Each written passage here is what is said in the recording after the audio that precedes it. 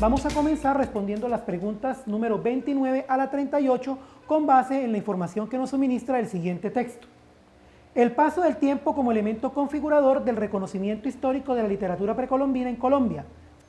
Conocer los orígenes de la literatura precolombina es una labor extremadamente difícil, y ello es así porque la voz indígena pobladora original de lo que hoy es Colombia es paradójicamente la que menos sobrevive.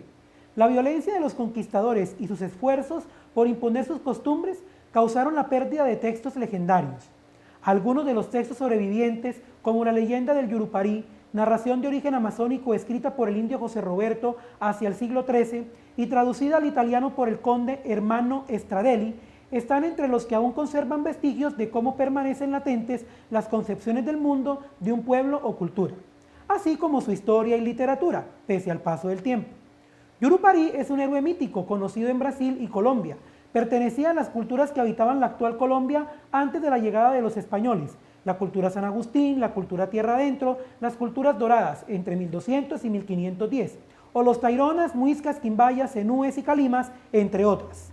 Los pocos estudios existentes sobre la época precolombina en Colombia se pueden dividir en varias etapas históricas. La primera de ellas es el periodo de conquista y colonia que ocurre entre 1492 y 1810. Los documentos históricos que tenemos de este periodo los dejaron los llamados cronistas de Indias, cuya función al servicio de la corte de España era la de describir con detalle las culturas, costumbres, tradiciones, idiomas y otros elementos culturales de los pueblos conquistados por los españoles. Luego vino un periodo republicano que transcurrió durante gran parte del siglo XIX. Durante ese tiempo se presentó un verdadero interés por conocer las culturas precolombinas, pero se centró especialmente en la cultura muisca, pues sus aborígenes eran considerados como los más civilizados. En esta época se destaca la expedición del cartógrafo italiano Agustín Codazzi, que tuvo lugar entre 1793 y 1858. En su labor fue acompañado por su alumno Manuel Ancísar. También Jorge Isaacs aportaría los primeros métodos interpretativos en su propia expedición por el río Magdalena, y Vicente Restrepo publica una obra en Berlín en 1895 en la cual se enfrenta a la idea de los muiscas como cultura civilizada y los llama bárbaros.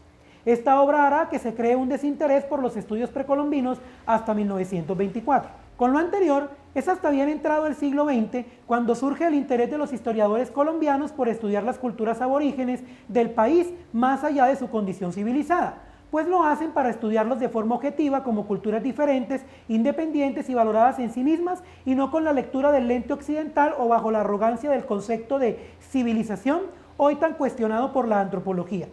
En los años 60 del siglo pasado, gracias al trabajo del arqueólogo español José Pérez de Barradas, que fundamentó sus investigaciones en las observaciones de Restrepo con Miguel Triana y su obra La civilización chibcha, el Estado legitima la pasión por la investigación precolombina en el país y la vuelve un objetivo de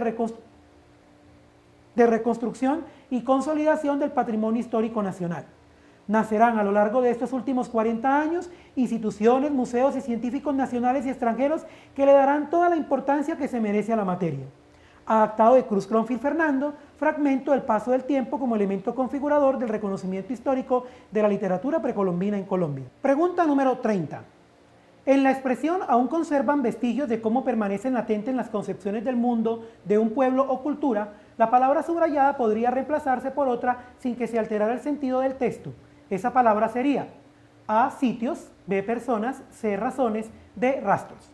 Nos están pidiendo en este ítem que resolvamos una cuestión muy sencilla, y es encontrar cuál es el sinónimo más adecuado a partir del contexto en el que está ubicada la expresión de la palabra vestigios. Es la palabra que encontramos subrayada en este momento en la pregunta, y el enunciado dice: aún conservan vestigios de cómo permanecen latentes las concepciones del mundo de un pueblo o una cultura. ¿Qué significará la palabra vestigios? Es importante volver a leer el párrafo y sobre todo la parte del anterior punto seguido hasta el siguiente punto seguido de donde se encuentra la expresión. La podemos ver en el texto cuando dice: algunos de los textos sobrevivientes sobre la leyenda de Yurupari, narración de origen amazónico, escrita por el indio José Roberto hacia el siglo XIII y traducida al italiano por el conde Ermanno Stradelli, están entre los que aún conservan vestigios de cómo permanecen latentes las concepciones del mundo de un pueblo o cultura.